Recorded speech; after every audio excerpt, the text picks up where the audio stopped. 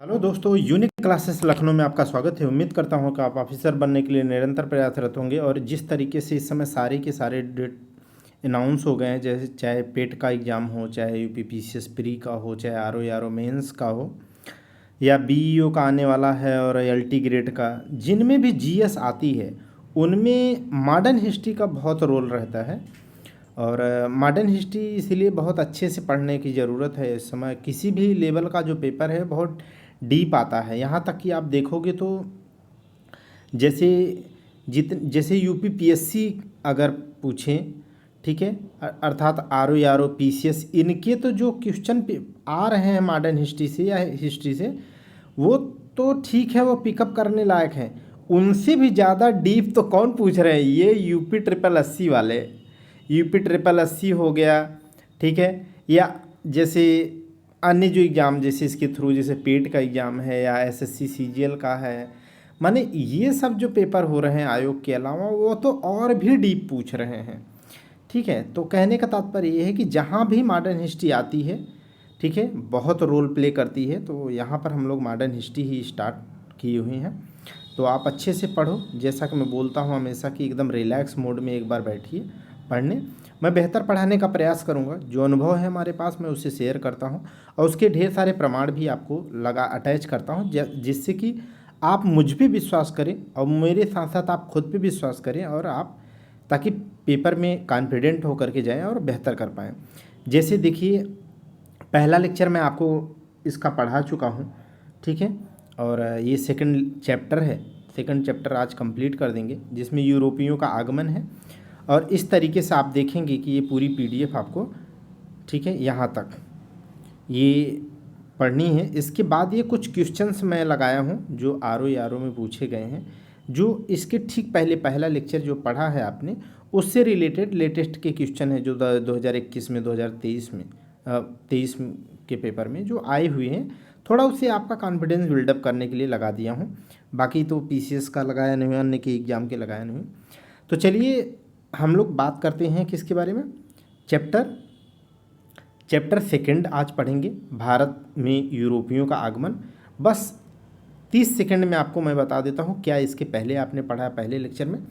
तो पहले चैप्टर में आप पढ़ा है कि जो 18वीं शताब्दी में, अर्थात मुग़लों का, किसका, मुग़लों का पतन हो रहा है, ठीक है, और उसी के साथ साथ छोटे छोटे राज्य अपने आप को स्वतंत्र कर रहे हैं, जिसमें हम लोगों ने पढ़ा था पंजाब हो गया, मराठा हो गए, ठीक है, अवध हो गया, ठीक है, हैदराबाद हो गया, मैसूर हो गया, ठीक है, बंगाल हो गया, इस तरीके से भरतपुर के जाट हो गए, ठीक है, रुहेलखंड हो गया। ये सब अपने आप को स्वतंत्र कर लिए थे मुग़लों के पतन के दौरान, अर्थात 1707 में औरंगजेब की मृत्यु के पश्चात सारे के सारे नल्ले उधर शासक आने लगे, और अपने आप को ये सब राज्य अपने आप को स्वतंत्र करना प्रारंभ कर लिए।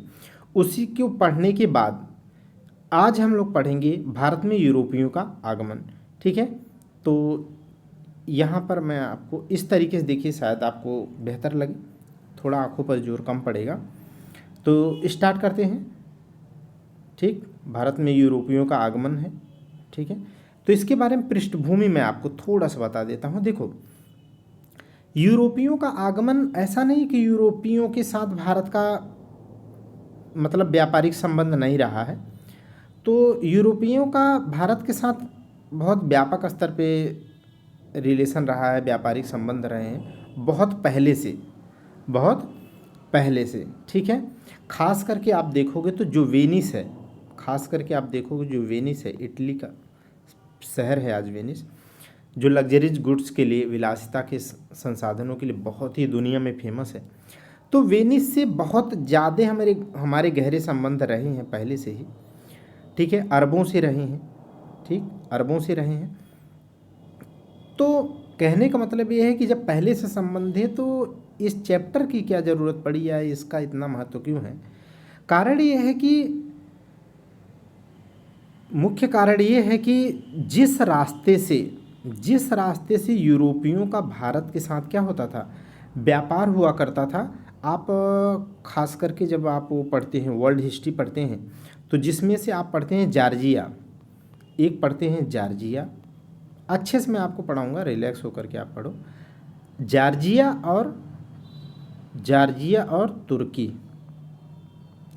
जॉर्जिया और तुर्की दो ऐसे देश हैं, ठीक है, जो दो महाद्वीपों में आते हैं, जो दो महाद्वीपों में आते हैं। अर्थात तुर्की का कुछ हिस्सा किस में आता है, तुर्की का कुछ हिस्सा किस में आता है, यूरोप में आता है, और कुछ हिस्सा किस में आता है, बाकी शेष हिस्सा किस में आता है, एशिया में आता है।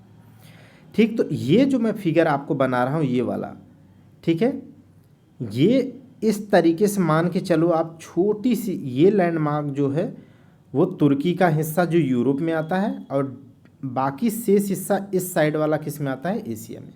और इसी तुर्की से हो करके ही क्या है, यूरोपीय हमारे यहाँ आते और व्यापार करते थे। कुछ ऐसी घटनाएं होती हैं खास करके तुर्की में। कहाँ पे, तुर्की में, ठीक है, तुर्की में उस्मानिया सल्तनत आती है, ठीक है, वो पूरे तुर्की अर्थात इस एशिया माइनर कहते हैं, एशिया माइनर अर्थात आधुनिक तुर्की पर क्या करता है, कब्जा कर लेते हैं। और इस तरीके से ये जो मार्ग है, जिस मार्ग से यूरोपियों का हमारे साथ व्यापार होता था, वो मार्ग पर कब्जा किसका हो गया, उस्मानिया सल्तनत के लोगों का हो गया, जिससे वो लोग जाने आने को क्या कर दिए, रोक देते हैं। जब रोक देते हैं तो इसी के पश्चात यूरोपियों के द्वारा क्या किया जाता है, अब यूरोपी नए व्यापारिक मार्ग ढूंढना प्रारंभ करते हैं। और उसी क्रम में हम लोग देखेंगे कि बार्थोलोम्यू डियाज जो है 1488 में आकर के अफ्रीका के, कहाँ पे, अफ्रीका के एकदम अंतिम पॉइंट से थोड़ा सा पहले, मतलब केप ऑफ गुड होप तक आता है, फिर उसके बाद में वो लौट जाता है। तो इस तरीके से क्या है, अब क्रम शुरू हो जाता है नए व्यापारिक मार्ग ढूंढने का। और जब व्यापारिक मार्ग ढूंढ लिए जाते हैं तो जो है क्रम से पुर्तगाली, पहली बार कौन, यूरोपीय आते हैं भारत में, पुर्तगाली आते हैं। तो कहने का मतलब ये है, एक पृष्ठभूमि में आपको थोड़ा सा समझा दिया, ठीक है। तो यहाँ पर पृष्ठभूमि और लिखा क्या है देख लीजिएगा। मुगलों का एक तरफ क्या हो रहा है, पतन हो रहा है, उसके परिणाम स्वरूप क्या है, केंद्रीय सत्ता का क्या हो रहा है, भारत में अभाव हो रहा है। और उस अभाव के दौरान ही यूरोपीय कंपनियों को व्यापारिक एकाधिकार हेतु क्या मिल रहा है, प्रोत्साहन मिलता है, ठीक है, और अपने आप को समृद्ध करना चाहते हैं। इसका मेन पृष्ठभूमि आगे आपको समझ में आ जाएगा, जो मैंने आपको बताया वही इसका कारण है। देखिएगा अब यहाँ से क्या है, भारत में यूरोपीय कंपनियों का आगमन पढ़ते हैं। इसका क्या कारण रहा आगमन का, तो प्राचीन यूरोपीय व्यापारिक संबंध हमारे व्यापारिक संबंध यूरोप से क्या है, बहुत प्राचीन काल रहे हैं, ठीक है। ये केवल और केवल थीम के लिए है, बैकग्राउंड के लिए है, ठीक है। कॉन्सेप्ट अगर पता होगा तो आप बेहतर लेवल के पेपर अटेम्प्ट कर पाएंगे, इसके लिए है। दूसरा पॉइंट देखिए यहाँ क्या लिखा है, यूरोपीय द्वारा अरबों और वेनिस वासियों के भारत के साथ व्यापारिक जो एकाधिकार था उसे तोड़ना यूरोप वाले चाहते थे। यूरोपी क्या चाहते थे कि इसके पहले मैंने आपको बताया ना, वेनिस शहर है, उसका भारत के साथ बहुत अच्छा संबंध होने की वजह से वेनिस बहुत प्रॉस्परस देश वहाँ पर बन के उभरा था, जिसकी वजह से अन्य यूरोपीय देशों की आंखों में वो गड़ता था। ऐसे ही अरबी भी क्या है, हमारे देश के साथ बहुत व्यापारिक संबंध अच्छे रख करके क्या है, बहुत समृद्ध थे। तो इन्हीं के एकाधिकार को तोड़ने का प्रयास कौन करता है, अन्य यूरोपीय देश करते हैं, ठीक। तो एक कारण ये भी है। अगला कारण देखिएगा, तुर्कों से शत्रुता नहीं करना चाहते थे या उनसे बचना चाहते थे, इसलिए यूरोपियों ने नए मार्ग ढूंढना शुरू किया, एक ये कारण रहा। अब ध्यान से सुनना, यूरोपीय और क्या चाहते थे, पूर्व के साथ व्यापार, माने एशिया के साथ व्यापार करके क्या करना चाहते थे, अपने आप समृद्ध करना चाहते थे, ये भी एक कारण था। अब नेक्स्ट कारण जो पेपर में आता है वो देखिए, यहाँ पर लिखा है कि 1453, ये डेट रट लीजिएगा, ये आया हो 1453 में उस्मानिया सल्तनत द्वारा एशिया माइनर आधुनिक तुर्की पर क्या है, तुर्की पर विजय प्राप्त करके कस्तुनतुनिया पर अधिकार कर लिया जाता है। और कस्तुनतुनिया के बीच से ही होकर के यूरोप वाले कहाँ आते थे, एशिया में। जैसे ये यूरोप है, यूरोप का ये छोटा सा हिस्सा क्या है, तुर्की का जो यूरोप में भी आता है और बाकी शेष हिस्सा तुर्की किस में आता है, एशिया में। लेकिन इसी बीच जो तुर्की का बीच वाला हिस्सा है उस पर उस्मानिया सल्तनत ने अपना अधिकार कर लेने की वजह से जब इसमें यूरोपियों को आने जाने से एशिया में क्या कर दिया, रोक देता है, तब अब इसका परिणाम क्या है, इसका परिणाम यही है, ठीक है। देखो सीक्वेंस में मैं लिखा हूँ ताकि आप बेहतर समझ पाएँ। इसी का परिणाम है कि नवीन जलमार्ग खोजने का प्रयास किया जाने लगा, किसके द्वारा, यूरोपियों के द्वारा। यूरोपियों में आप देखोगे, अगर आप थोड़ा सा मैप पे नज़र डालें आप, ठीक है, जैसे इस तरीके से अफ्रीका है, ठीक है। अब थोड़ा सा ये फिंगर से मोबाइल पे बनाते हैं तो थोड़ा सा कम बनता है, ठीक है। फिर भी मैं आपको एक तरीके से मोटे मोटे बता देता हूँ, ठीक है, कोशिश करके। ये देखो, ये है पुर्तगाल, ये है पुर्तगाल और ये है स्पेन। तो इस तरीके से यूरोप का ये वाला जो हिस्सा है आइबेरिया आइलैंड वाला, ठीक है, तो यहाँ पर है पुर्तगाल और यहाँ है स्पेन, उसके बाद आप जानते हैं यहाँ पर फ्रांस है, ठीक है। और ये पूरा भूमध्य सागर है और यहीं पर अभी मैंने बताया कि यहाँ से एशिया में आने वाले मार्गों को क्या कर दिया, उस्मानिया सल्तनत ने रोक दिया है। अब इंडिया में आप इस मार्ग से नहीं आ सकते, इस मार्ग से नहीं आ सकते हैं, ठीक है। तो नए मार्ग ढूंढने के लिए क्या है, स्पेन पुर्तगाल वाले क्या है, इस तरीके से आने का प्रयास करते हैं, ठीक है। तो यहाँ तक केप ऑफ गुड होप तक, अफ्रीका के दक्षिणी बिंदु यहाँ पर केप ऑफ गुड होप तक 1498 में कौन, 1488 में कौन आता है, बार्थोलोमियो डियाज, जो पुर्तगाली नाविक है, वह केप ऑफ गुड होप तक पहुंचता है और उसके बाद रिटर्न कर जाता है, वापस कर जाता है। फिर वहाँ से स्पेन का एक यात्री है कोलंबस, जो इंडिया को खोजने के लिए निकलता है, लेकिन ये इधर आने की बजाय किधर चला जाता है, इधर आने की बजाय ये इधर चला जाता है, ठीक है, सीधे पश्चिम की तरफ चला जाता है। और वो किसका खोज कर देता है, न चाहते हुए भी अमेरिका की खोज कर देता है। कब, 1492 में। 1492 में कोलंबस ने अमेरिका की खोज कर दिया, जबकि इंडिया की खोज करने निकला था। 1488 में Bartolomeu Dias Cape of Good Hope से वापस चला गया।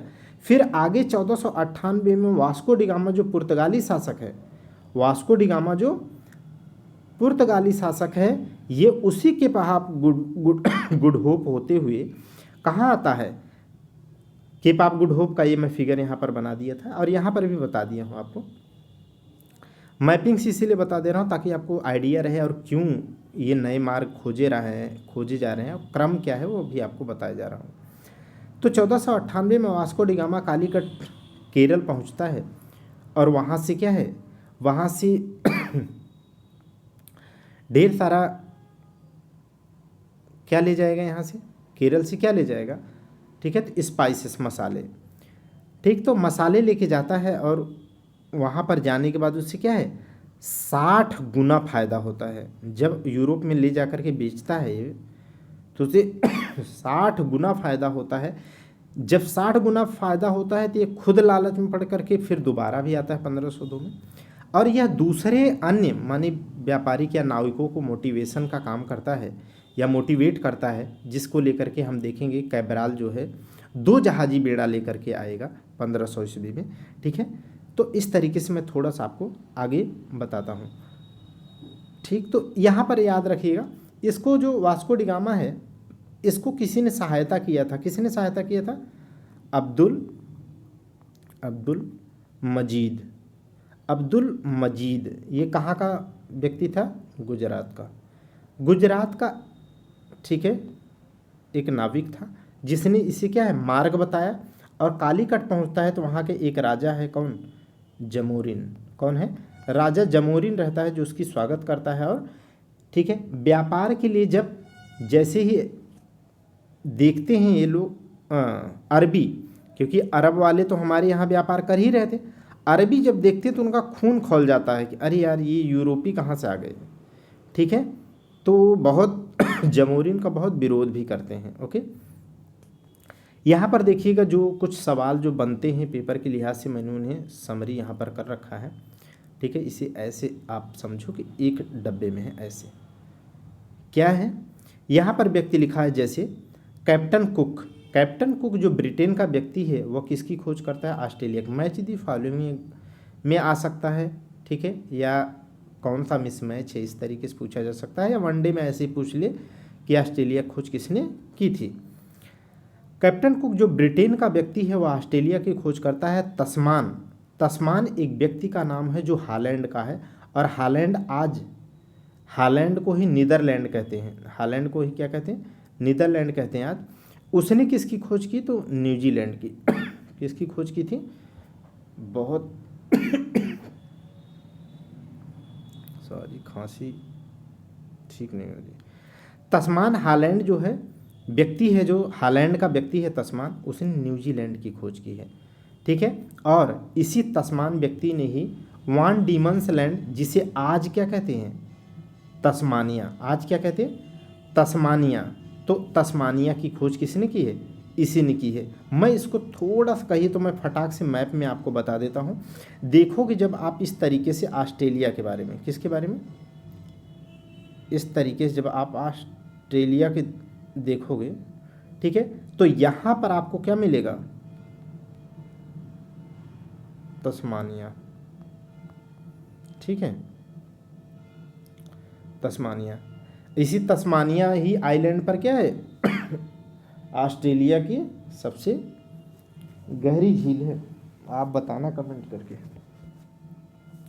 तो इस तरीके से आप देखोगे यहाँ पर, और आप ऐसे नीचे देखोगे थोड़ा सा तो यहाँ पर न्यूजीलैंड आपको मिलेगा, आप जानते ही जानते हैं।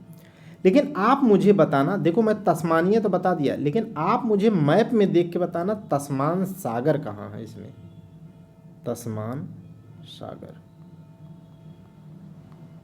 ठीक है। देखो ऑस्ट्रेलिया की खोज किसने किया है? ऑस्ट्रेलिया की खोज किसने किया? कुक ने किया है। जबकि इसके ठीक नीचे एक आइलैंड है तस्मानिया, तो इसकी खोज किसने किया? ठीक है, ये तस्मानिया की खोज तस्मान ने की। तो चलिए आगे बताइएगा मुझे, तस्मान सी किधर है? यहाँ पर है, देखिए कि भारत में यूरोपियों का अब आगमन क्या होता है। जब मार्ग मिल गया तो कौन सबसे पहले आता है? पुर्तगाली सबसे पहले आते हैं, फिर डच आते हैं, फिर अंग्रेज आते हैं, फिर डेनिश आते हैं, फिर फ्रांसीसी आते हैं। और अब हम एक एक करके पढ़ेंगे पुर्तगालियों का आगमन। किसका पढ़ेंगे? पुर्तगालियों का आगमन। पुर्तगालियों का आगमन में अभी अभी आपने पढ़ा कि 1498 में वास्को डिगामा कालीकट केरल पहुंचता है, जिसकी सहायता अब्दुल मजीद ने किया था। राजा जमोरिन था जिसने इसकी स्वागत किया, लेकिन अरबी इससे बहुत क्या होते हैं? नाराज होते हैं। और यह यहाँ से जब मसालों के साथ जाता है यूरोप में बेचता है तो 60 गुना लाभ होता है, जो खुद को मोटिवेट करता है, मोटिवेशन प्राप्त करता है और अन्य को भी मोटिवेट करता है। इसका परिणाम क्या होता है? इसका परिणाम ये होता है कि अन्य को जो मोटिवेशन मिलता है उनमें अल्बरेज कैब्राल, याद रखना इसका नाम। 1500 ईस्वी में पेड्रो अल्बरेज कैब्राल जो पुर्तगाली है, 2 जहाजी बेड़ों के साथ आता है और वो भी भर भर के मसाले ले जाता है और बहुत लाभ कमाता है। और खुद 1502 में वास्को डिगामा दोबारा आता है और व्यापार हेतु मसाले लेके जाता है। हालांकि ठीक है, आगे चल कर के यह तीसरी बार भी भारत में आता है, और डेट मुझे एग्जैक्ट याद नहीं है। तीसरी बार भी भारत आता है, लेकिन देखो यही है किस्मत, इसीलिए यहाँ कुछ अस्थाई नहीं है। इतने मसाले ले जाकर के इतने लाभ इसने कमाया है, लेकिन थर्ड टाइम ये आता है, ठीक है, और यहीं केरल में, यहीं कालीकट में, ठीक है, इसकी डेथ हो जाती है। तो जहाँ से इसने स्टार्ट किया वहीं इसका क्या हो गया? एंड भी हो गया था, ठीक है। तो ये परिणाम है। तो इसका नाम याद रखिएगा, पेड्रो अल्बरेज कैब्राल का। ये दोबारा कब आया है इसकी डेट याद रखिएगा। परिणाम में और देख लीजिए तो पुर्तगाली कंपनी को स्थापित करने को भी मोटिवेशन मिला कि अरे यार इतना बड़ा खजाना मिल गया, मैंने इतना स्पाइसेस, इतना लाभ।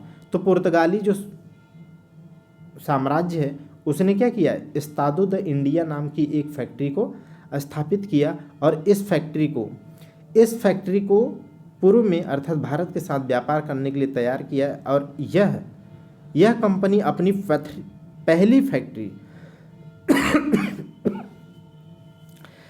यह कंपनी अपनी प्रथम फैक्ट्री या कोठी जिसे कहते हैं यह कहाँ लगाई, डेट सहित याद रख लीजिए, मोस्ट इंपॉर्टेंट डेट है, ठीक है। 1503 में कोचीन केरल में लगाते हैं और इसने दूसरी अपनी फैक्ट्री 1505 में कन्नूर केरल में लगाते हैं।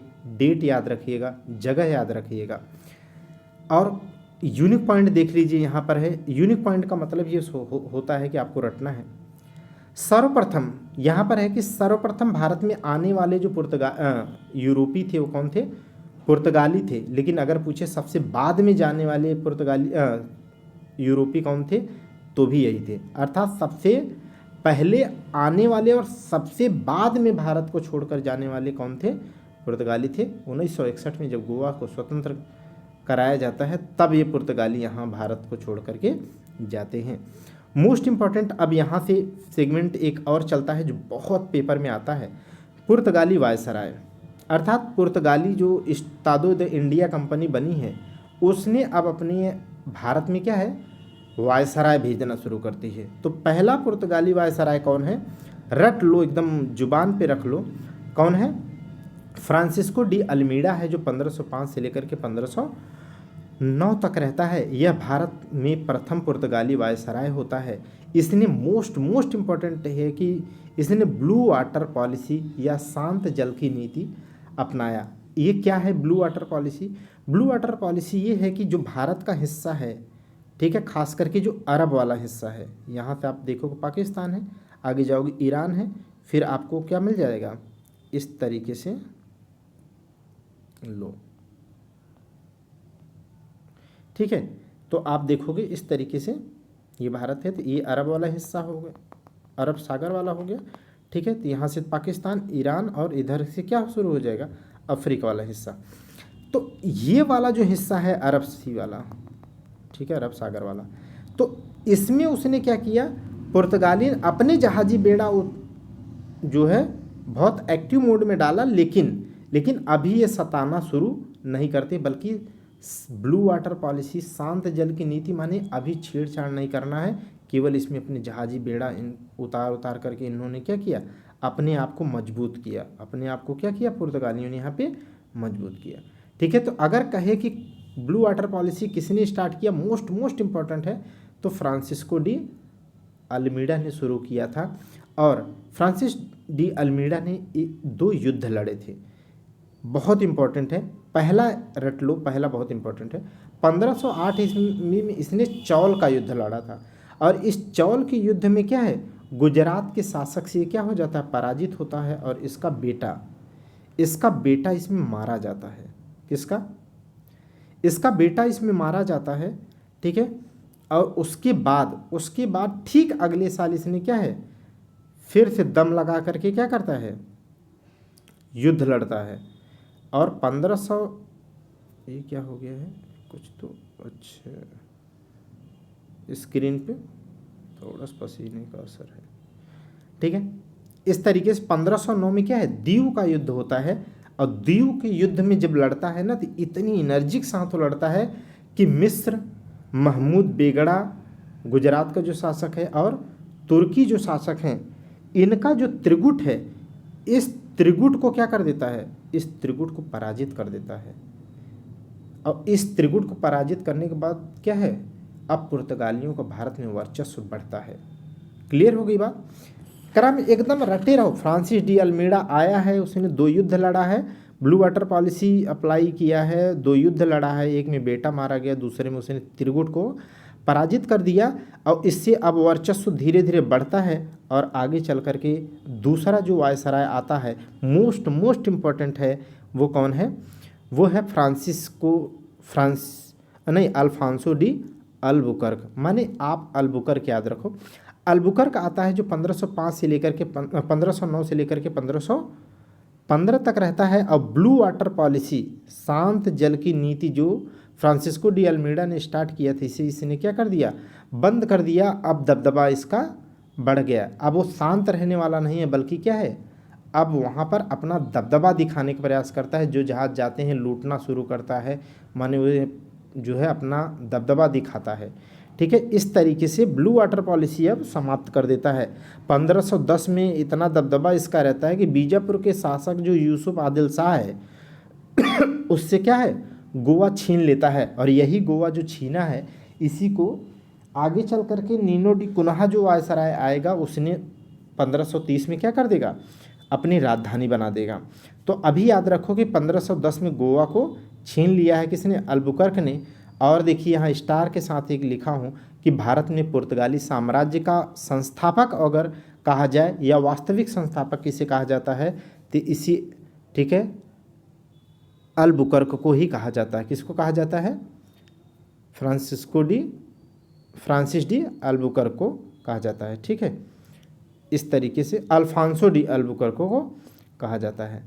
आगे देखिएगा इसके बारे में क्या हो रहा है। बहुत इंपॉर्टेंट ये भी स्टेटमेंट पूछा गया है। भारतीय स्त्रियों से इसने विवाह करने हेतु पुर्तगालियों को प्रोत्साहित किया और ज़्यादा से ज़्यादा बच्चा पैदा करने को ही क्या किया, इसने मोटिव बनाया। और ये इसके लिए कि कैसे ज़्यादा से ज़्यादा शादी किया जा सकता है उसके लिए इसने एक चाल चली, क्या किया, उसने गोवा में सती प्रथा को क्या कर दिया, बैन कर दिया। जब सती प्रथा को बैन कर दिया तो अब उन महिलाओं को, अब वो जब बैन कर दिया तो वो महिलाएं क्या हैं, अभी अब जिंदा हैं, लेकिन भारत में रूढ़िवादी है, वो उनसे शादी कोई करने वाला नहीं है। तो उन्हीं के साथ क्या है, उन्हीं के साथ ये लोग शादी करने वाले हैं। क्लियर हो गई बात। तो देखो इसीलिए कहते हैं ना कि दिमाग बहुत मायने रखता है। तो इसने सती प्रथा, देखो पेपर में आया कि सती प्रथा किसने सबसे पहले बंद किया, तो पुर्तगालियों ने, भले ही हालांकि गोवा में किया था। सती प्रथा को प्रतिबंधित किया और जो स्त्रियां इस तरीके से बची उनके साथ ढेर सारा विवाह करके ढेर सारे बच्चे पैदा करने का प्रयास इन लोगों के द्वारा किया गया ताकि अपने धर्म को बढ़ावा दिया जा सके। और यही कारण होगा इनके पतन का भी। अब पतन अलग से नहीं बताएंगे, लेकिन आप कारण जानते रहो। बहुत इंपॉर्टेंट है, ये सवाल आया है स्टेटमेंट में, इसी डेट सहित रटे रहिएगा। ग्रेजुएट लेवल के पेपर में यही सब सवाल आते हैं जो मैं बोल रहा हूँ, आए हैं।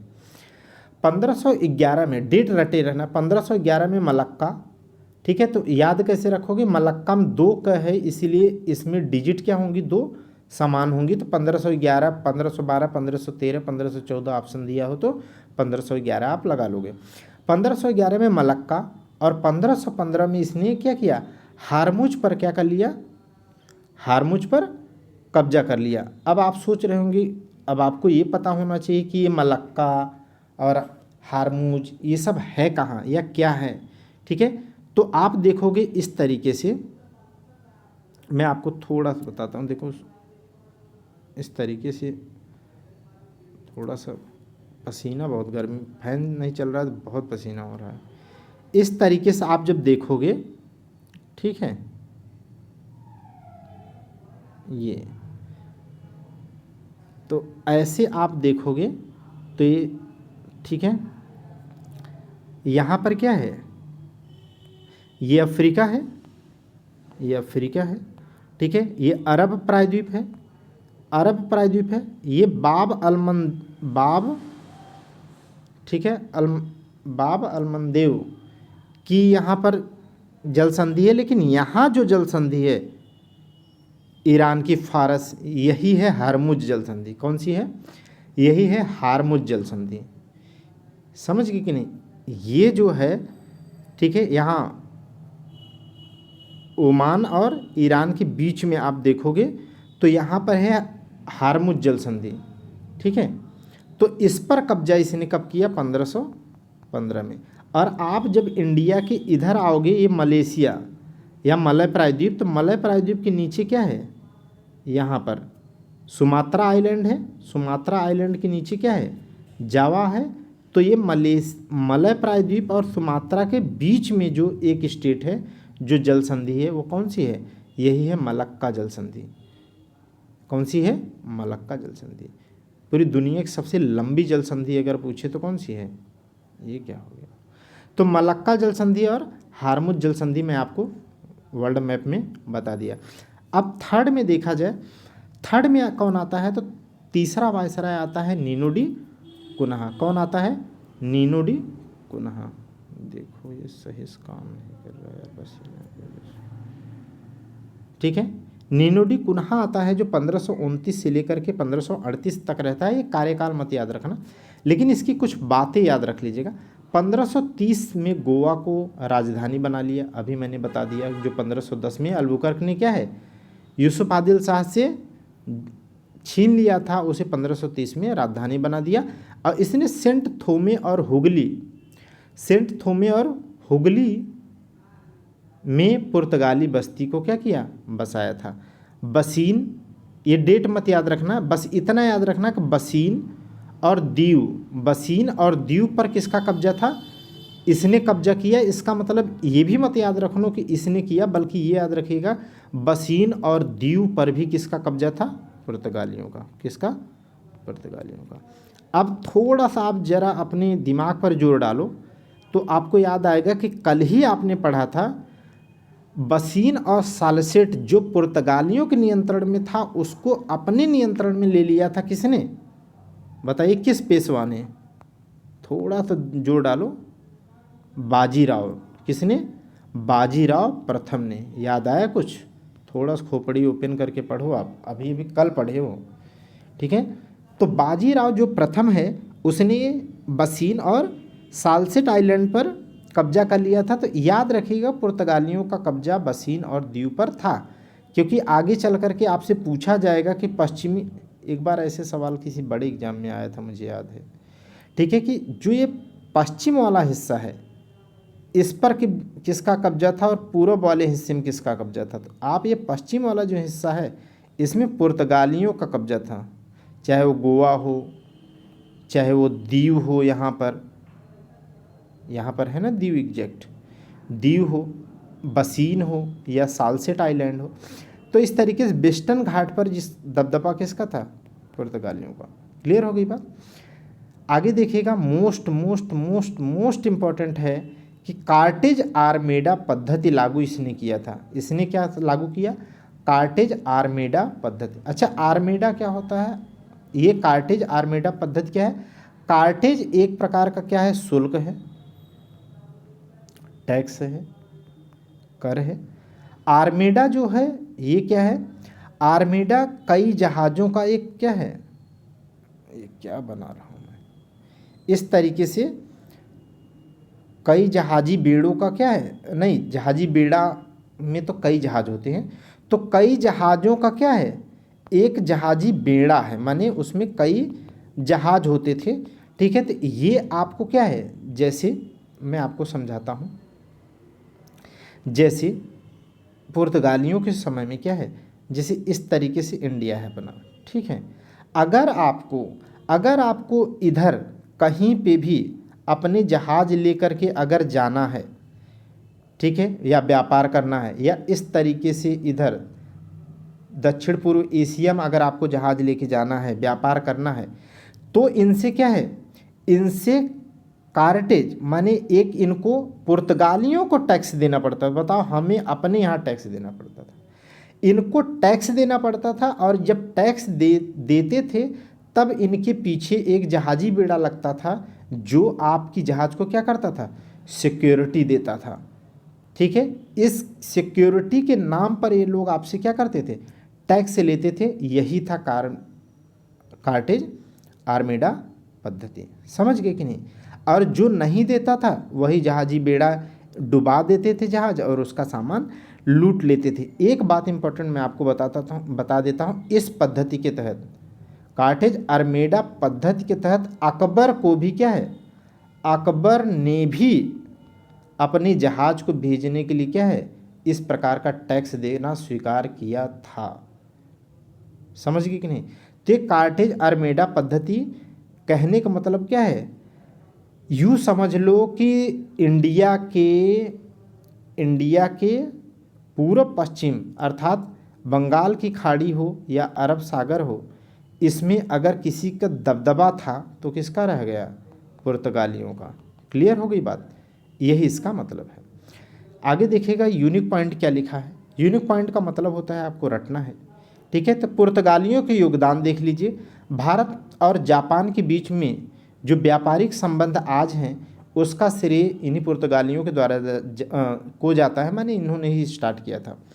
इन्होंने आलू, टमाटर, तंबाकू, लाल मिर्च इत्यादि का भी यहाँ पर प्रचलन किया। जो पेपर में आता है वो तंबाकू बहुत ज़्यादा आता है। क्या आता है? तंबाकू और आलू। इसमें भी तंबाकू बहुत इंपॉर्टेंट है, जो बहुत बार आया है। और जहाज, अब देखो, अब इतना समझा दिया तो अब आपको ये रटना नहीं है, क्योंकि जब जहाजी बेड़ा के दृष्टिकोण से इतने संपन्न थे कि अकबर जैसे शासकों को भी नतमस्तक करा दिए, ठीक है, कार्टेज आर्मेडा पद्धति के तहत टैक्स देने के लिए मजबूर कर दिए। इसका मतलब जहाज निर्माण करना जानते थे। अच्छा, तो इनसे ही हमने जहाज निर्माण सीखा। प्रिंटिंग प्रेस बहुत इंपॉर्टेंट है, बहुत ही इंपॉर्टेंट है, रट लो इसे। सबसे पहले इन लोगों ने ही प्रिंटिंग प्रेस आई थिंक 1555 ईस्वी में गोवा में लगाया था।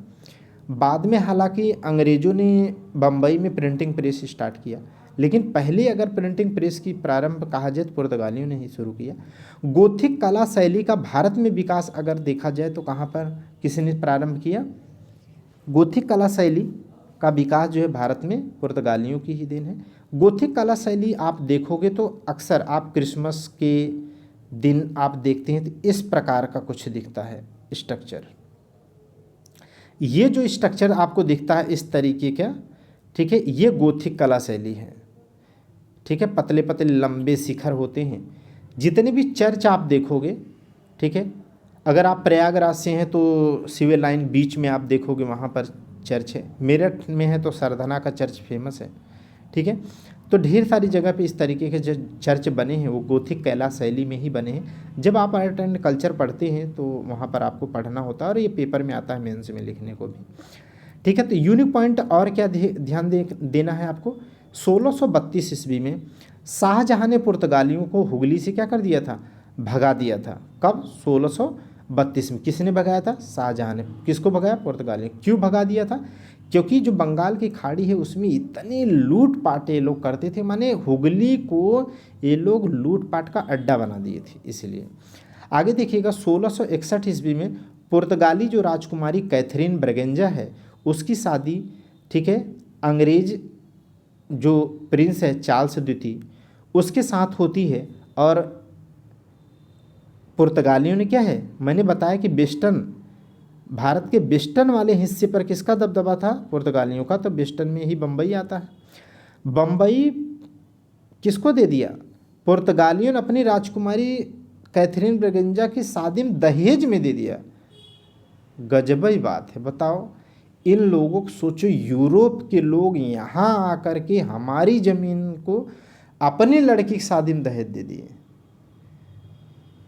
जो लोग इतिहास जानते हो, इतिहास ये बताता है आपको कि अगर जैसे आज लोग, ढेर सारे लोग हिंदुत्व के नाम पे या तमाम चीज़ों के नाम पे, हिंदू तो अच्छी चीज़ है, लेकिन देखो किसी चीज़ को बहुत आइसोलेट होकर के अगर आप आदमी को आदमी ही नहीं मानोगे, हिंदू में भी आप हिंदू को अगर नहीं मानोगे या मुस्लिम जो भारत में हैं उन्हें, मतलब नागरिक को नागरिक नहीं अगर समझोगे तो आप से बड़ा देशद्रोही कोई नहीं है। खुद आप अपने देश का पतन करने के लिए क्या है, एक अपने आप में देशद्रोही बन रहे हैं। ठीक है, जाने अनजाने में। अब यही हाल है, देखो आप इसको पढ़ोगे मॉडर्न हिस्ट्री आपको समझ में आ जाएगा। सब अपने अपने स्वार्थ के कारण ही क्या कर दिए, देश बेच दिए। आप भी न जाने जाने में क्या कर दोगे, ऐसे ही देश बेचोगे, क्योंकि नफ़रत करोगे, कोई पूछेगा तो आप इन्फॉर्मेशन दोगे। आज की दुनिया में इन्फॉर्मेशन ही क्या है, सबसे महत्वपूर्ण औजार है। अब हम बात करेंगे पुर्तगालियों का योगदान। देख लिया पुर्तगालियों में कौन आया। फ्रांसिस डी अल्मीड़ा सबसे पहले वायसराय बन के आता है, उसके बाद अल्बुकर्क आता है, फिर नीनो डी कुन्हा आता है। उनके बाद में उनका योगदान आपने देख लिया। कार्टेज आर्मेडा सिस्टम क्या होता है ये समझ लीजिए। Blue water policy start Francis de Almeida ने किया, लेकिन ख़त्म अल्बुकर्क ने, सती प्रथा अल्बुकर्क ने समाप्त किया।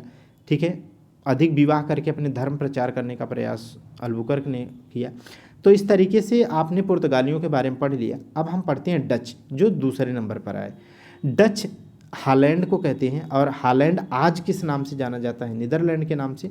और नीदरलैंड का ही शहर आप पिछले पेपर में देख लो, उठा करके जा करके पीसीएस में आई थिंक आया था कि इसी का एक शहर है एम्स्टर्डम। नीदरलैंड का एक पोर्ट है, क्या है, पोर्ट है एम्स्टर्डम। उसमें पूछा था कि एम्स्टर्डम नीदरलैंड का पोर्ट किस नदी के मुहाने पर है।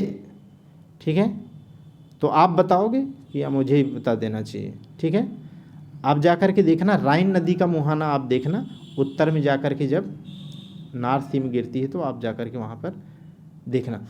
तो इस तरीके से डच या हॉलैंड जो आज का वर्तमान नीदरलैंड है, ठीक है, ये सेकंड नंबर पे आते हैं। 1596 में कार्नेलिस डी हाउटमैन पहला ऐसा डच था जो सुमात्रा, माने सुमात्रा समझते हैं ना, अभी अभी मैंने बताया, एकदम वर्ल्ड मैप अच्छे से आपको पता होना चाहिए बेहतर पढ़ाई करने के लिए।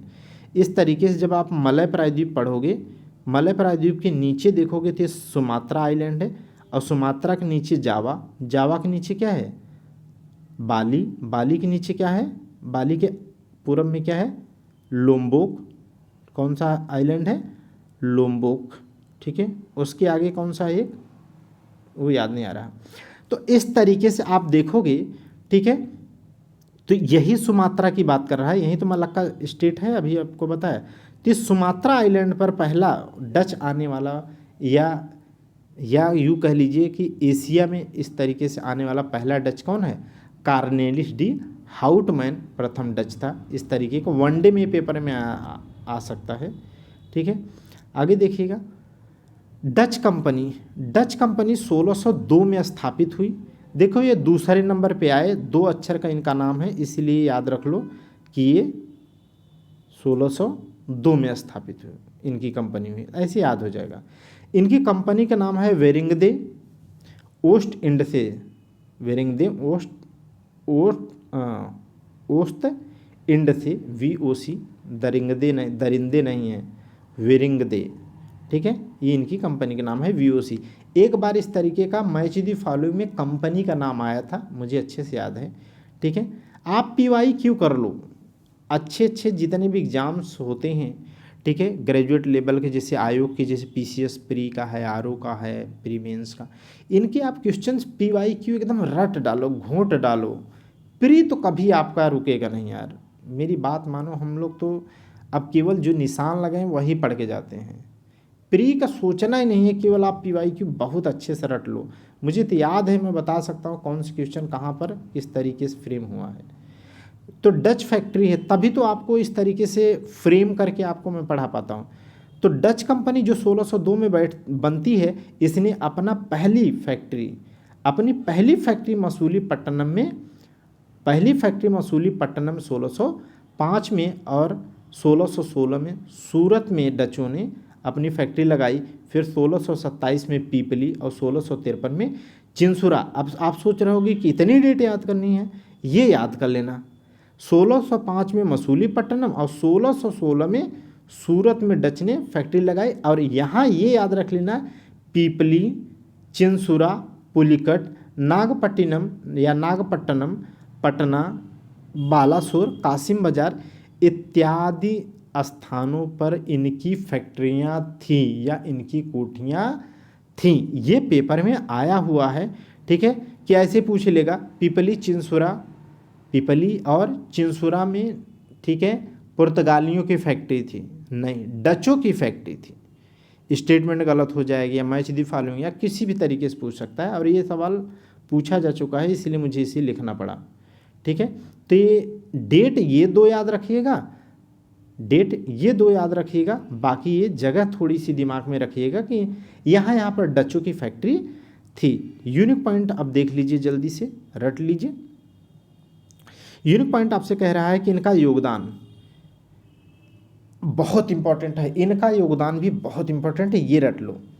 यही डच की ही देन है जो नील सोरा, और ख़ास करके जो पेपर में आता है वो सूती वस्त्र का निर्यात की बात करें तो बहुत प्राचीन काल से हमारे यहाँ सूती वस्त्र का निर्यात होता रहा, लेकिन बहुत व्यापक स्तर पर निर्यात किसने किया सूती वस्त्रों का?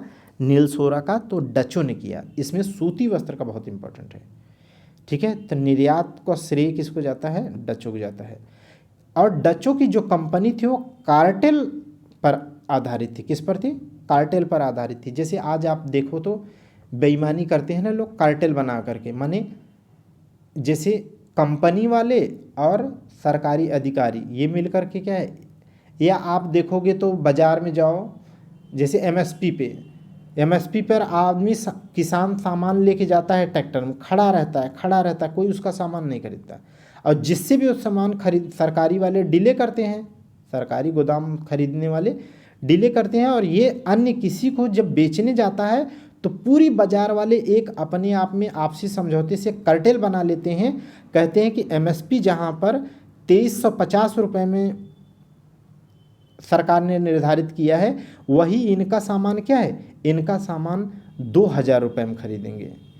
माने हर कुंटल पे 2300 रुपये का 350 रुपये का क्या है, कम कर देंगे। या मान लो 2000 पे खरीदेंगे या 1800 पे खरीदेंगे। और ये सभी ABC जिस भी दुकान पे आप जाओगे सब एक ही रेट बताएंगे। क्यों? क्योंकि इन्होंने क्या कर लिया है, आपस में कार्टेल बना लिया है, और वही आपका सामान क्या करते हैं, खरीद लेते हैं औने पौने दाम पे, क्योंकि आप 2-3 दिन तक खड़े रहते हो। फिर उसके बाद में क्या है, इनकी मिली भगत होती है उन दुष्ट अधिकारियों से जो सरकारी अनाज खरीदते हैं, ठीक है। तो वो हरामखोरों से क्या है, इनका जो है लिंक रहता है। तो जैसे यहाँ खरीदते हैं वही ये क्या है, एमएसपी पे बेच देते हैं, ठीक है। ये है, यही हकीकत है, बहुत ग्राउंड लेवल की मैं बात बता रहा हूँ। तो इस तरीके से कंपनी, इसी तरीके की कंपनी कार्टेल पर आधारित थी, मतलब कुछ लोगों के समूह के मिल करके बनाई गई थी। कंपनी का नियंत्रण सीधे डच सरकार में था, यही इसके पतन का भी कारण होता है, क्योंकि ये डच सरकार के नियंत्रण में होने की वजह से क्या है, ये फ्री काम नहीं कर पाती, जैसा कि अंग्रेज़ों की कंपनी क्या है, कुछ लोगों के समूह की थी और स्वतंत्रतापूर्वक काम कर रही थी, इसीलिए ज़्यादा पैसे कमाने के लालच में उन लोगों ने ज़्यादा मेहनत किया और ज़्यादा शोषण किया और ज़्यादा विकास किया, ठीक है। और देखिएगा, इनका मुख्य ध्यान किस पर था, भारत में न होकर के इनका मुख्य ध्यान दक्षिण पूर्व एशिया अर्थात इंडोनेशिया, बोर्नियो, मलेशिया, ठीक है, सिंगापुर, ये वाला जो क्षेत्र है दक्षिण पूर्व एशिया वाला, उस पर इनका ज़्यादा ध्यान था, इसीलिए भारत में इन लोगों ने काफ़ी ध्यान कम दिया। मोस्ट इम्पॉर्टेंट ये है, आपको रटा होना चाहिए, और यहाँ पर मोस्ट इम्पॉर्टेंट लिखा भी है यहाँ पर, ठीक है, कि अंग्रेजों ने क्या है, इसका डेट रट लेना प्लीज़, इसकी डेट एकदम जुबान पे रख लेना, एकदम घूंट लो। 1759 में अंग्रेजों ने डचों को क्या है, बहुत बेदर्दी पूर्वक पीट के हराया।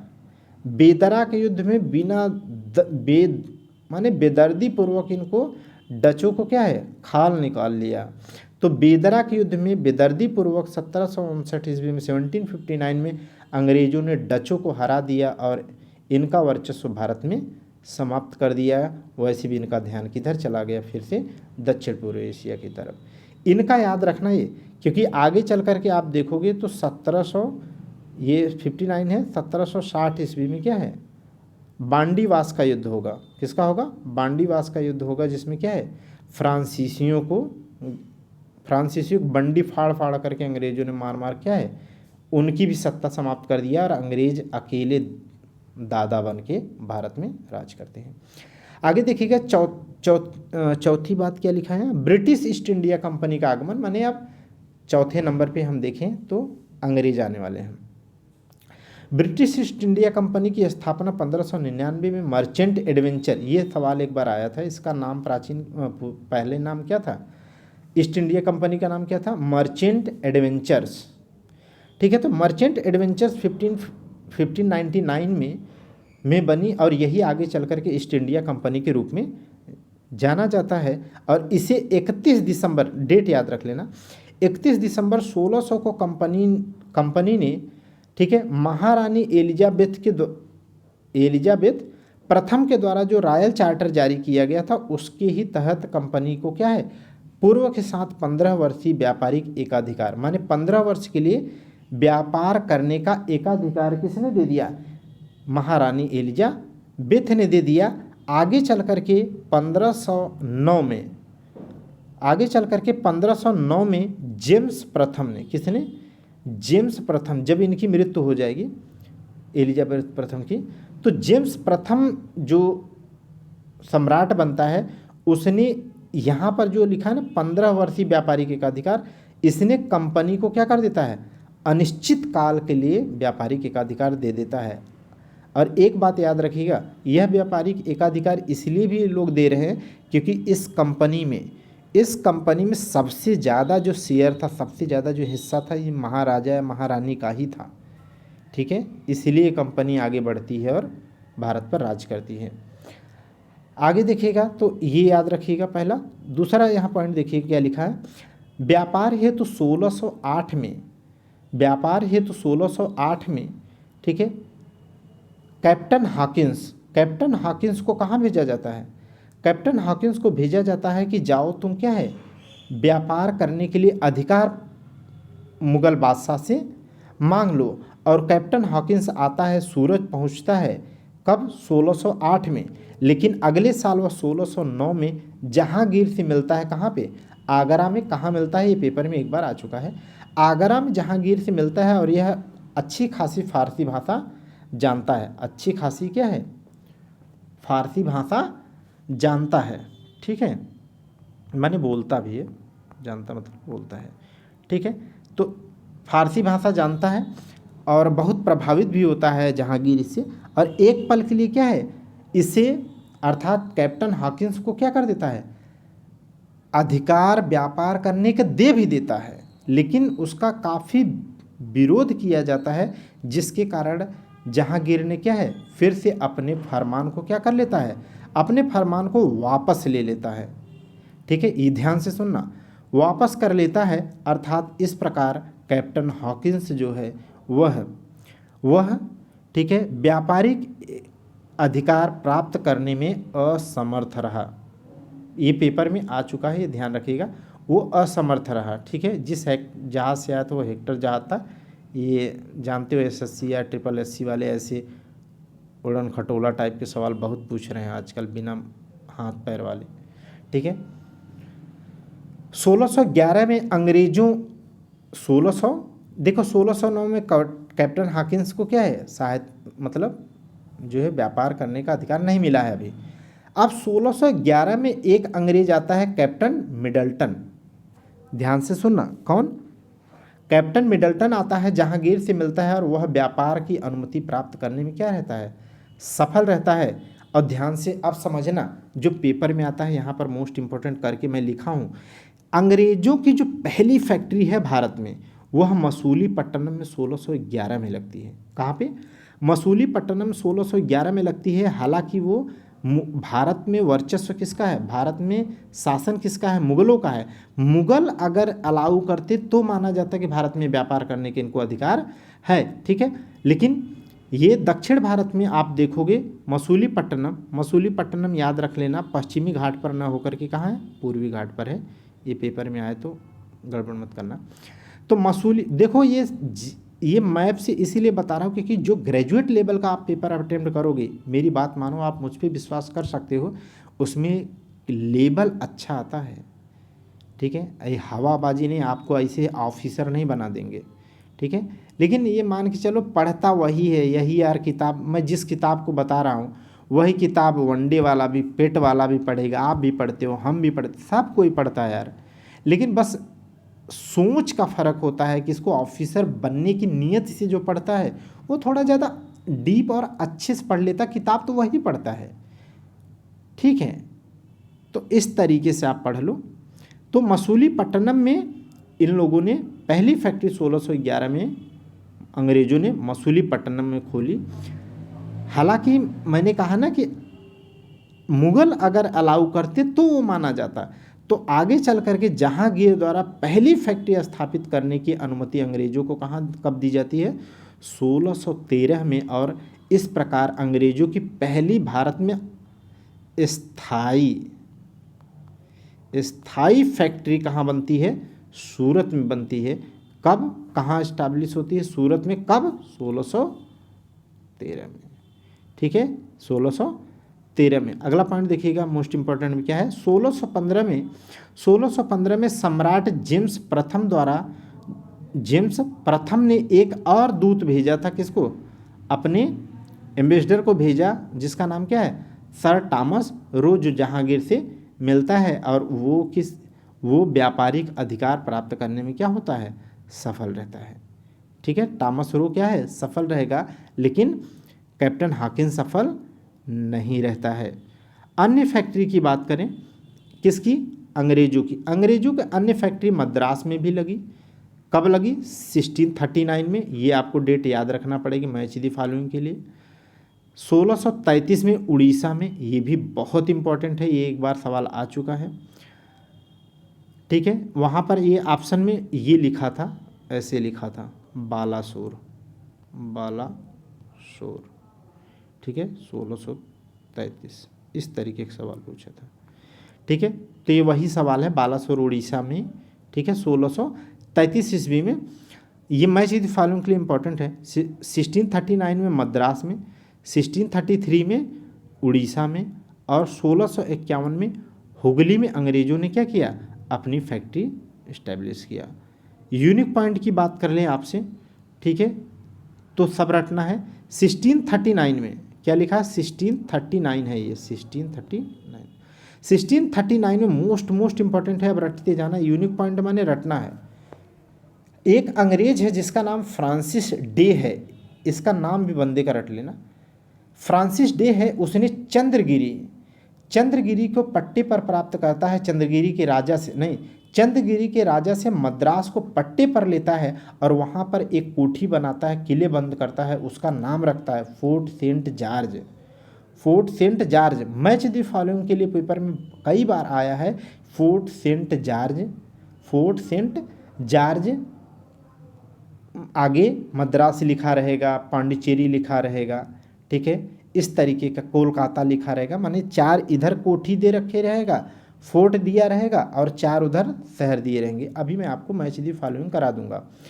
तो मद्रास में पहले याद रखना, मद्रास में फ्रांसिस डे अंग्रेज है जिसने क्या है?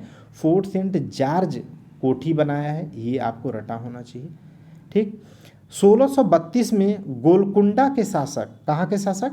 गोलकुंडा के शासक ने अंग्रेजों को एक गोल्डन फरमान, सुनहरा फरमान जारी किया था, अर्थात व्यापार करने का एक फरमान जारी किया था।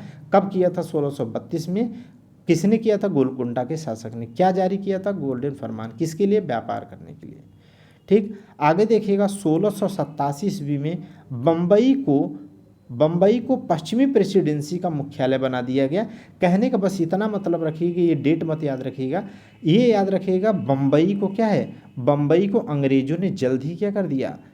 पश्चिमी प्रेसिडेंसी का मुख्यालय माने मुख्य केंद्र से बना लिया था। 1698 में, इसकी डेट रखना होगा, 1698 में जाप चारनाक ने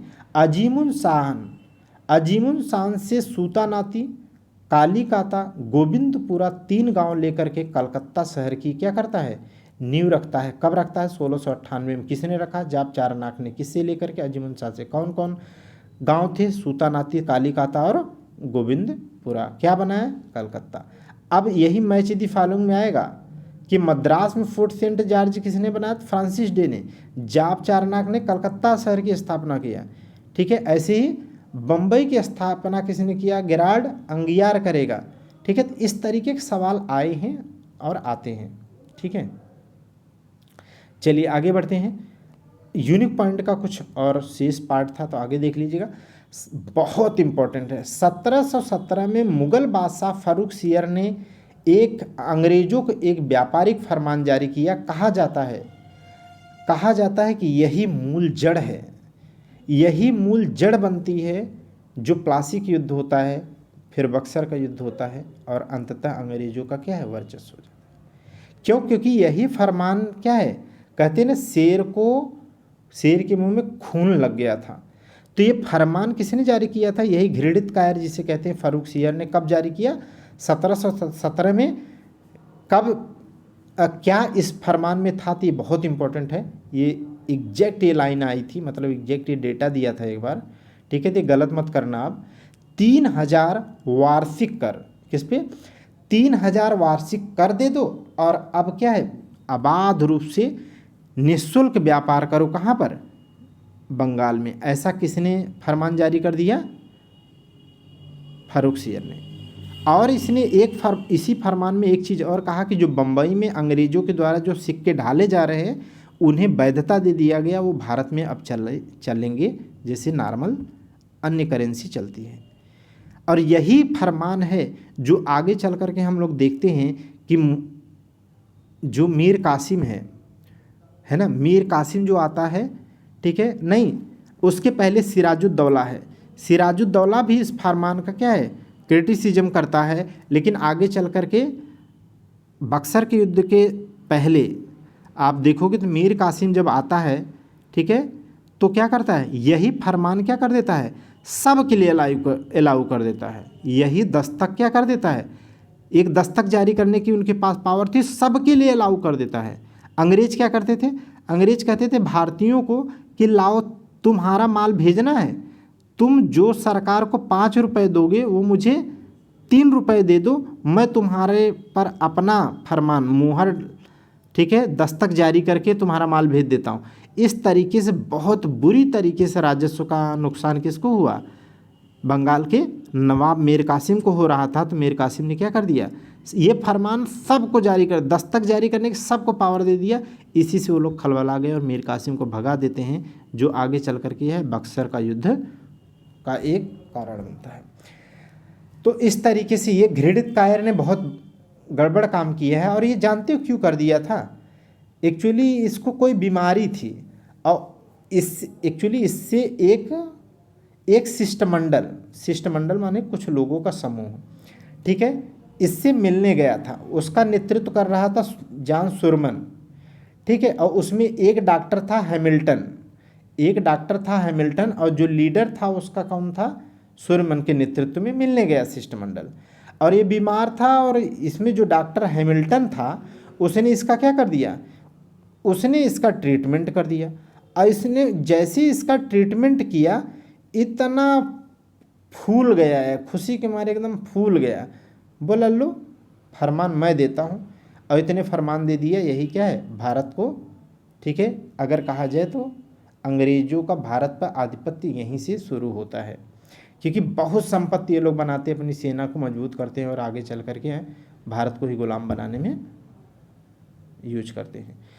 इसमें यूनिक पॉइंट में मोस्ट इम्पॉर्टेंट एक चीज़ यहाँ स्टार करके लिखा हूँ कि ब्रिटिश इतिहासकार जो आर्म्स है, याद रखना इसका नाम, जो आर्म्स है उसके द्वारा इस फरमान अर्थात घृणित कायर फर्रुख सियर के द्वारा जो फरमान जारी किया गया है उसे अंग्रेज़ों को या अंग्रेज़ों की कंपनी का क्या कहा जाता है, मैग्ना कार्टा या महाधिकार कहा जाता है। ये बहुत इंपॉर्टेंट है, ठीक है। किसने कहा, आर्म्स ने कहा, किसको कहा, फर्रुख सियर के द्वारा दिए गए फरमान को। अब अंग्रेज़ों के बारे में देख लिया, अंग्रेज़ों के बारे में ज़्यादा और डिटेल नहीं लिखा है, क्यों, क्योंकि आगे चल कर के पूरी कहानी अंग्रेज़ों के बारे में ही 1947 तक पढ़ोगे आप, इसलिए उसके बारे में उतना ही लिखा है। अब आप देखो डेनिस का आगमन होता है और डेनिस कंपनी का नाम क्या है, डेनिस ईस्ट इंडिया कंपनी। और डेनिस 1616 में भारत आते हैं। डेनिस कंपनी भारत में 1616 में आती है और इसने अपनी पहली फैक्ट्री 1620 में ट्रैंकोबार में लगाती है। कहाँ पे, ट्रैंकोबार कहाँ है, बोलो जल्दी से, ट्रैंकोबार कहाँ है, ट्रैंकोबार को ही त्रावणकोर कहते हैं। और त्रावणकोर कहाँ है, केरल में। त्रावणकोर का राजा कौन है, था मुगलों के पतन के दौरान, कौन था बताइए जल्दी से, कौन था, मार्तंड वर्मा। कौन था, मार्तंड वर्मा, जिसने सूर्य मंदिर भी बनवाया था। मैंने आपको कल के लेक्चर में पढ़ाया था। थोड़ा खोपड़ी खोल के पढ़ो आप, एक दिन पढ़ी हुई चीज़ न रिवीजन करोगे तो भूल जाएगा। मैं सबसे ज़्यादा अगर कोई कहे तो पेपर के दौरान या तैयारी में सबसे ज़्यादा हिस्ट्री पढ़ता हूँ, लेकिन सबसे मेरी कमज़ोर क्या है, हिस्ट्री है। जब मैं पढ़ता हूँ तो एकदम फुल फ्लैश, एकदम पूरा एकदम 360 आने लगता है, ठीक है। लेकिन अगर रिवीजन ना करूँ तो उतना ही तीव्र गति से भूलता है। इसीलिए मेरा ये सबसे ज़्यादा मेहनत करने वाला विषय है।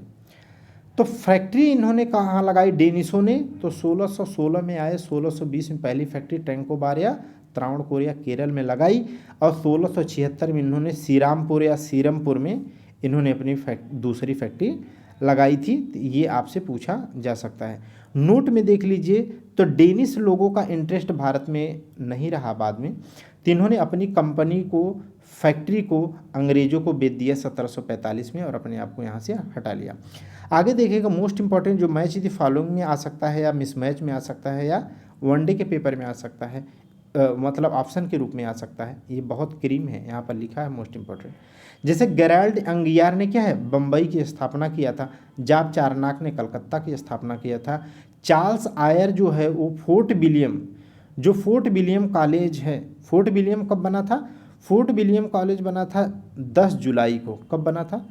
यही सवाल आया था, मैं आपको बोला था ना कि यहाँ पर 10 नहीं दिया था, ठीक है, तो आंसर क्या होता? आरओ में ही पूछा था, केवल सोचो सब कुछ सही देता है, केवल डेट, माने डेट कोई कोई बहुत इंपॉर्टेंट होती है, कहने का मतलब ये है। 10 जुलाई 1800 में क्या है फोर्ट विलियम की स्थापना की जाती है, किसके लिए?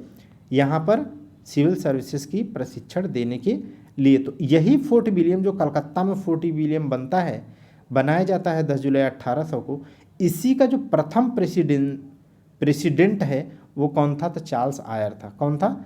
Charles Eyre. ये सब सवाल आए हैं।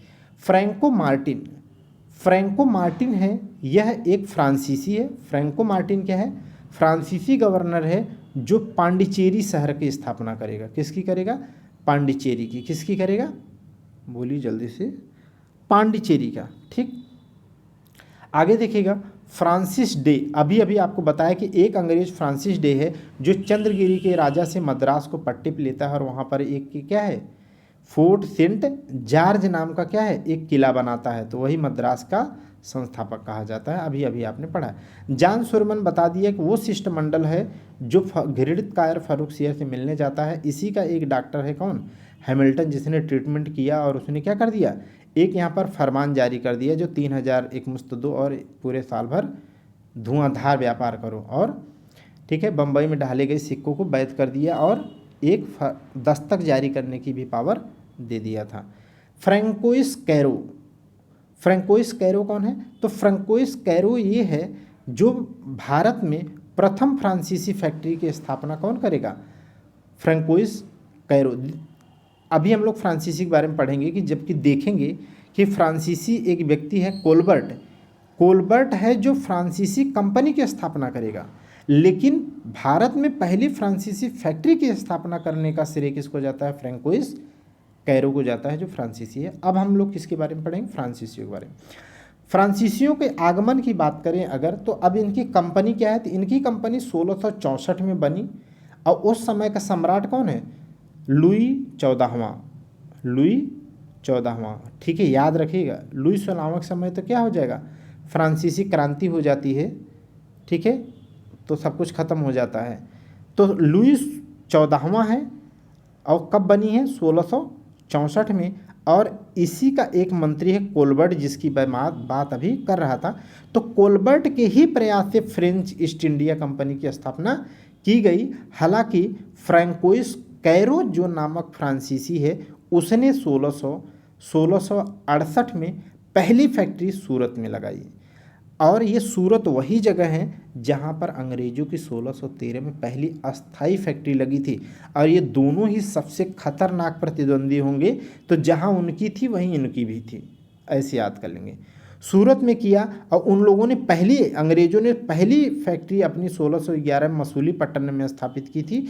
इन लोगों ने अपनी दूसरी फैक्ट्री 1669 में मसूलीपट्टनम में बनाई। वो लोगों ने पहली अस्थाई फैक्ट्री सूरत में बनाई 1613 में, इन लोगों ने भी 1668 में सूरत में बनाई, ठीक है। उन लोगों ने मसूलीपट्टनम में पहली 1611 में बनाई थी, इन लोगों ने भी बनाई 1669 में। तो कहने का मतलब ये बहुत बड़े प्रतिद्वंदी भी होंगे और सेम जगह पे इन लोगों की फैक्ट्री भी है। मोस्ट इंपॉर्टेंट फैक्ट आप देखो यहाँ पर क्या लिखा है, तो 1674 में फ्रैंको मार्टिन ने पांडिचेरी में फैक्ट्री स्थापित की थी और वहाँ पर एक किला बनाया जिसे फोर्ट लुई किला कहा गया। तो फोर्ट लुई किले की स्थापना किसने किया है? तो फ्रैंको मार्टिन ने, अर्थात पांडिचेरी शहर की स्थापना किसने की? तो फ्रैंको मार्टिन ने की। और अभी अभी ठीक इसके ऊपर आपने पढ़ा था, ठीक इसके ऊपर आपने पढ़ा था, जैसे कि फ्रांसिस डे ने चंद्रगिरी के राजा से मद्रास लेकर के फोर्ट सेंट जॉर्ज बनाया, ठीक उसी प्रकार फ्रैंको मार्टिन ने पांडिचेरी शहर की स्थापना की और वहाँ पर जो किला बनाया उसे क्या कहते हैं, फोर्ट लुई, फोर्ट लुई। आगे चल करके इन लोगों ने भी एक चंद्रनगर में फोर्ट बनाया था, किला बनाया था, उस किले का नाम क्या है, फोर्ट ऑरलियंस, फोर्ट ऑरलियंस। अब आपको याद आ जाएगा कि यहाँ पर क्या लिखा हो, यहाँ पर लिखा हो Fort, Fort Saint George, Fort Saint George, ठीक है, और एक लिखा हो फोर्ट विलियम, फोर्ट विलियम, ठीक है। और ए ऑप्शन हो गया, बी हो गया। सी में लिखा हो Fort, fort Orleans. D option में लिखा हो फोर्ट लुई, फोर्ट लुई, ठीक है। अब आपसे पूछ ले, इधर दिया हो ऑप्शन चंद्रनगर, मद्रास, कलकत्ता, पांडिचेरी, तो अब आप मिलाओ। समझ गए कि नहीं थी, ये क्रीम है, इस तरीके से आपको पढ़ना चाहिए। तो बहुत किताब वही आप पढ़ रहे हो, लेकिन फॉर्मेट आपको ऑफिसर वाला आप पढ़ रहे हैं, तो इससे कभी गलत नहीं होगा। तो इस तरीके से फोर्ट विलियम कलकत्ता हो जाएगा, फोर्ट ऑरलियंस चंद्रनगर में हो जाएगा, फोर्ट सेंट जॉर्ज आपने पढ़ा फ्रांसिस डे ने मद्रास में बनाया, और पांडिचेरी में फोर्ट लुई हो जाएगा। तो मैच दी फॉलोइंग में या मिस मैच कुछ भी पूछे आप कर सकते हैं। यहाँ पर मैंने आपको कुछ क्वेश्चन से लिखे हैं, लगाए थे, ताकि आप थोड़ा सा आप समझ सकें, ठीक है। यहाँ पर थोड़ा सा चेंज कर देते हैं। देखो, जो पिछले लेक्चर में आपको पढ़ाया था, थोड़ा सा आपको समझाना चाह रहा था कि देखो स्टेटमेंट आजकल क्या है, थोड़े अच्छे पूछे जाते हैं। देखो यहाँ पर क्या था, क्वेश्चन पूछा था कि लॉर्ड कर्जन के बारे में, किसके बारे में, यहाँ पर देखो लॉर्ड कर्जन के बारे में दो स्टेटमेंट दिया था। पहला दिया था, यही मैं बोलना चाह रहा था ना, लेकिन वहाँ पर क्या है, ग्रेनाइट की जगह पे मैं केवल चट्टान का जिक्र कर रहा था आपको पढ़ाते वक्त। तो देखो क्या लिखा है, अंग्रेजी साम्राज्य को ग्रेनाइट की चट्टान पर स्थापित करने वाला किसे माना जाता है, तो लॉर्ड कर्जन को। किसको माना जाता है, लॉर्ड कर्जन को। मैं इससे वो क्वेश्चन बता रहा था कि आजकल क्या है, इस तरीके की उपाधियाँ, स्टेटमेंट पूछे जा रहे हैं, ठीक है। तो याद रख लीजिएगा, यहाँ पर ग्रेनाइट की चट्टान पर स्थापित करने, अंग्रेजी साम्राज्य को स्थापित करने का श्रेय किसको जाता है, लॉर्ड कर्जन को, ठीक है। और कलकत्ता निगम अधिनियम की भी घोषणा किसने की थी, तो इसी ने की थी, कर्जन ने। ये दोनों स्टेटमेंट सही है, ठीक है। और आगे मैं आपको क्या बताना था यहाँ पे, देखो कल जो पढ़ा था उससे सवाल हैं ये सब। देखो यहाँ पर क्या लिखा है, मुगल बादशाह द्वारा नियुक्त बंगाल का अंतिम सूबेदार कौन था। मुगल बादशाह द्वारा नियुक्त बंगाल का अंतिम सूबेदार कौन था। देखो अंतिम सूबेदार, इसका मतलब क्या है, जो अंतिम सूबेदार होगा, तो इसका मतलब उसके बाद कोई सूबेदार होगा नहीं। तो जब उसके बाद कोई सूबेदार नहीं होगा, तो इसका मतलब वही क्या कर लिया होगा, वही बंगाल का क्या बन गया होगा, बंगाल को अपने आप के लिए स्वतंत्र करके बंगाल का क्या बन गया होगा, नवाब बन गया। तो अब आपसे ये पूछना चाह रहा है कि बंगाल का नवाब कौन बना था। अब याद आया कुछ, ठीक है। तो ये आपको, ये पूरी क्रोनोलॉजी आपको रटाया था। तो मुर्शीद जो कुली खां है, मुर्शीद कुली खां जो है, इसी ने अपने आप को क्या है, अपने आप को स्वतंत्र कर लिया था, बंगाल को अपने आप को क्या कर लिया था, स्वतंत्र कर लिया था, जब मुगलों का पतन हो रहा था। क्लियर होगी बात। अब मुर्शीद कुली खां के ही ये जो नीचे के दो ऑप्शन हैं, इसी के उत्तराधिकारी कौन थे। मैं क्रम से भी बताया था ना, मैंने कहा था क्रम रट लेना, अभी कल की बात है भाई, कैसे आप पढ़े हो। देखो मुर्शीद कुली खां ही तो अंतिम सूबेदार था, जो अपने आप को स्वतंत्र कर लिया, नवाब बन गया। इसी का उत्तराधिकारी कौन था, सुजाउद्दीन था। और इसका जो उत्तराधिकारी बना वो कौन था, सरफराज। और सरफराज ही जो था, आई थिंक मुझे याद आ रहा है 1760 से लेकर के 63 तक। और जैसे ये सरफराज खां बनता है, तब सरफराज खां को कौन हराता है, सरफराज खां को, ये डेट, ये वाली डेट नहीं है इसकी, ठीक है। लेकिन ये याद रखिएगा कि सुजाउद्दीन के बाद कौन आया, सरफराज को ही क्या है, मैंने आपको बताया था ना कि बंगाल का एक नहीं, बिहार का, सॉरी, बिहार का एक क्या था, नायब सूबेदार था, वो अली वर्दी खां। कौन था? अली वर्दी खां। और उस अली वर्दी खां ने क्या कर दिया था, सरफराज को हरा करके, ठीक है, सकूर खेड़ा के युद्ध में आई थिंक हराया था, ठीक है, मुझे याद है। सकूर खेड़ा के युद्ध में क्या करता है, हराता है अली वर्दी खां, जो बिहार का क्या है, नायब सूबेदार है। किसको? सरफराज को हरा करके बंगाल का नवाब खुद बन जाता है। अब इसके वंशज शुरू हो जाते हैं, अली वर्दी खां के वंशज शुरू हो जाते हैं। और इसी का वंशज कौन है, इसी का उत्तराधिकारी कौन है, सिराजुद्दौला। कौन है? सिराजुद्दौला। और सिराजुद्दौला के बाद हम लोगों ने बात किया था मीर जाफ़र आएगा, मीर जाफ़र के बाद मीर कासिम आएगा, फिर मीर कासिम के बाद फिर मीर जाफ़र बनेगा, फिर नजमुद्दौला और रफ़ीउद्दौला, है ना, ऐसे दो बनते हैं, ठीक है। तो ये क्रोनोलॉजी आपको मैं रटाया था। तो ये कल के लेक्चर का एक सवाल था। एक देखो कल के लेक्चर का एक सवाल ये है।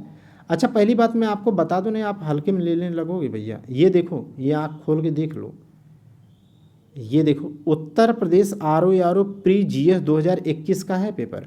और ये वाला सवाल जो आज मैं बोल रहा हूँ, ये वाला, ये 6 नंबर का सवाल,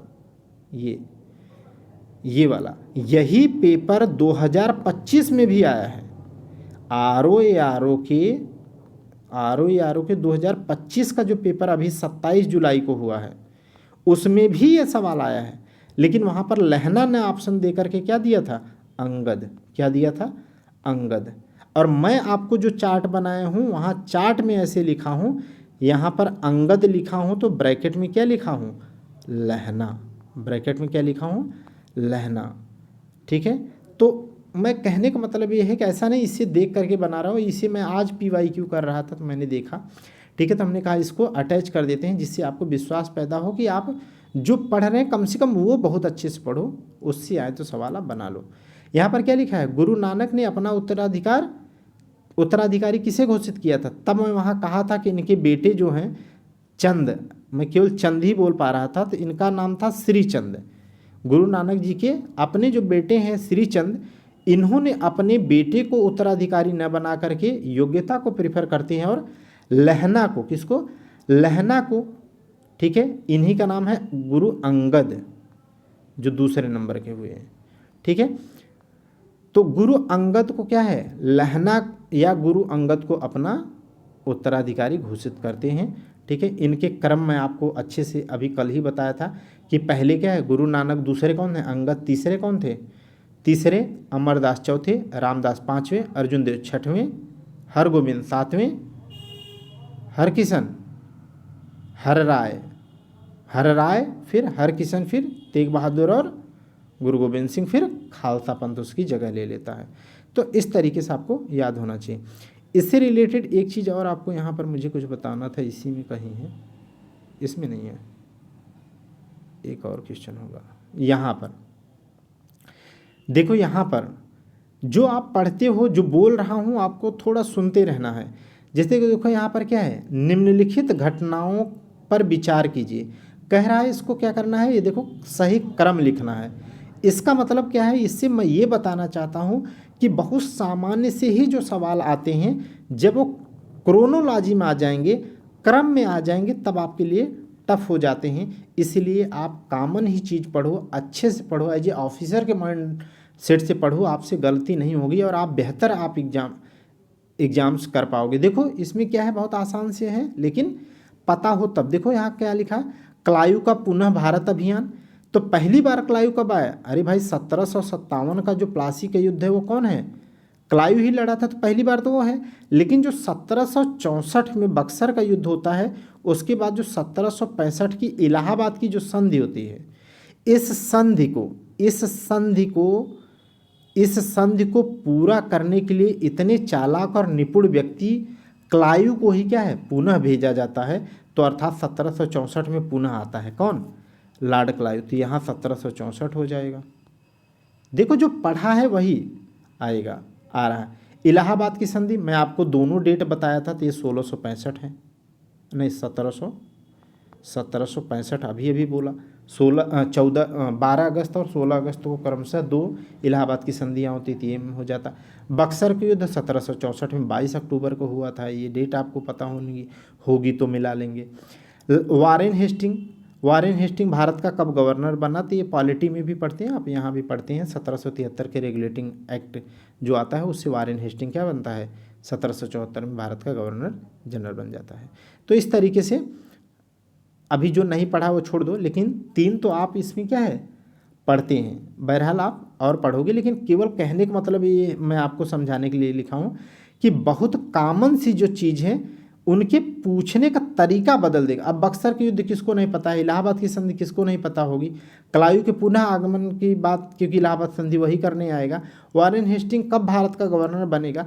अब ऐसे इंडिविजुअल सब पढ़ते हैं, लेकिन आप अगर ऑफिसर के माइंड सेट से पढ़ोगे तो आप थोड़ा अच्छे से पढ़ोगे तो आप ये इस तरीके क्रोनोलॉजी आप लगा पाओगे। अभी 2016 का पेपर है, किसका है, 2016 का RO।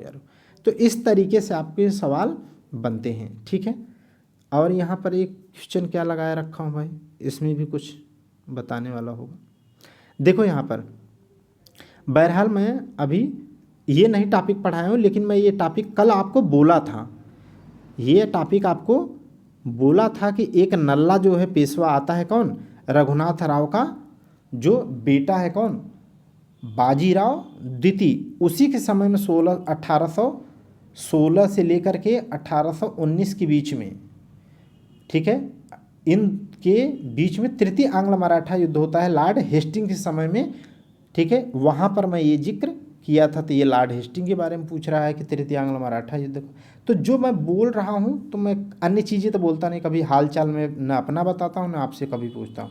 तो जो बोलता हूँ प्लीज़ आप उसको अच्छे से सुनते रहिएगा, ठीक है। बाकी ये चीज़ें हम लोग आगे देखेंगे। देखो ये चीज़ भी हम कल पढ़ चुके हैं, ये वाला ये क्वेश्चन देखो, अवध राज्य का ब्रिटिश राज्य में विलय कब हुआ था। इसकी कहानी पूरी हमने आपको बताया था कि जेम्स आउटरम की रिपोर्ट पर लॉर्ड डलहौजी ने 1856 में क्या कर लिया था, अवध को कुशासन के आधार पर विलय कर लिया था। तो 1856 हो जाता, जेम्स आउटरम की रिपोर्ट पूछता तो रिपोर्ट हो जाती, किसने किया, डलहौजी ने किया था, ठीक है। तो इस तरीके के सवाल आप कर पाते। कहने का केवल ये लगाने की ये मेरा तात्पर्य है कि जो आप पढ़ते हो, जो आप पढ़ रहे हो उसे आप बेहतर, उतना भी अगर आप रटे रहोगे तो आपका प्री कभी नहीं रुकेगा, ठीक है। आप अपने आप को ईमानदारी से रट लो। और ये मैं PDF भेजता जा रहा हूँ टेलीग्राम चैनल पे, और टेलीग्राम का लिंक आपको चैनल में अटैच है, आप जानते हैं। तो उसे आप डाउनलोड करो और रटते जाओ, और इसे प्रिंट करके फ्री ऑफ कास्ट है, इसे रटते जाओ आप, और कुछ और आप पढ़ते जाओगे। क्योंकि मैं बता दे रहा हूँ मॉडर्न हिस्ट्री का दायरा थोड़ा बड़ा है, हिस्ट्री का दायरा थोड़ा बड़ा है। एक किसी की साथ ये दृष्टि IAS के क्विक बुक से मैं पढ़ा रहा हूँ, ठीक है। तो केवल इससे काम नहीं चलेगा, कुछ सवाल इससे बाहर भी आएंगे। तो आप PYQ करोगे तो आप यहाँ पर चिपका लेना, जैसे इतनी जगह है तो यहाँ चिपका लेना, ठीक है। इस तरीके से आप क्या है, जितनी जगह है यहीं पर नोट्स में लिखते जाना, तो आपका बेहतर नोट्स बनता जाएगा। तो चलिए आज के लिए हम लोग यहाँ पर रुकते हैं दोस्तों, ठीक है। ऐसे आप जुड़े रहो, मैं आपको, ठीक है, प्री और मेंस का, ठीक है, जब बोल दिया हो तो मैं आपको करा दूंगा, तो वोकैबुलरी भी करा दूंगा, लेटर राइटिंग भी कराऊंगा, ठीक है। और इसी से रिलेटेड भी कंटेंट आपको दे दूंगा। और एक चीज़ क्या बचता है आपका, कहावतें और लोकोक्तियाँ, उसको भी स्टार्ट करने वाला हूँ। तो जुड़े रहिए। चलिए यहाँ पर रुकते हैं हम लोग। Thank you class.